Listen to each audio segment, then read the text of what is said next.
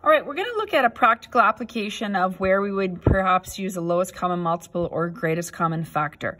So it says here at the top of the page, we can use GCFs and LCMs to help us solve problems. All right, what is the size, so example 5A, what is the side length of the smallest square that can be tiled with rectangles that measure 8 inches by 36 inches? Assume the rectangles cannot be cut. So this is, for example, you're doing flooring and your planks come in 8 inches by 36 inches. So I've drawn a diagram. This is not to scale. Okay, so that's supposed to be a square. It looks a little rectangular, but it's supposed to be a square. All right, meaning each side length is the same. And the idea is that if I have an 8-inch by 36-inch tile, my goal is to know what is actually the size of this square in terms of side lengths. Okay, so how long is this? Okay, so to do this, what am I going to find? The greatest common factor or the lowest common multiple? Well, fortunately, there's a big clue in the question. When I read that question again, what is the side length of the smallest square?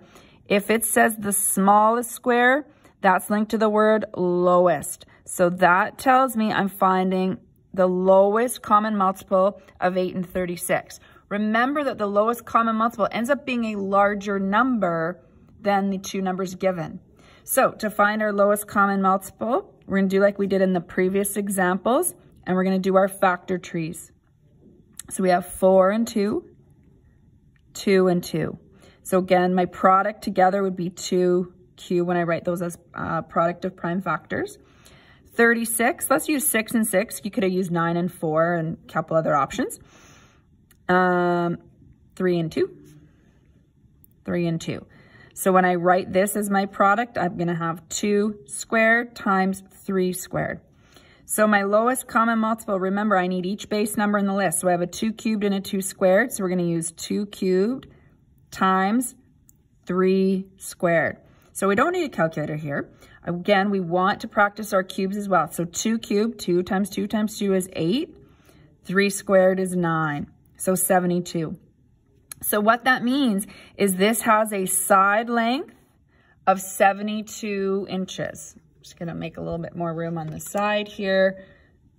72 inches. Okay, so this is a word problem. We want to write a sentence to explain what we have. So the side length of the smallest square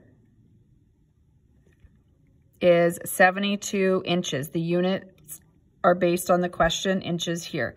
So you can write the word inches, you can use IN, or it's acceptable to use the little double quotation marks for inches.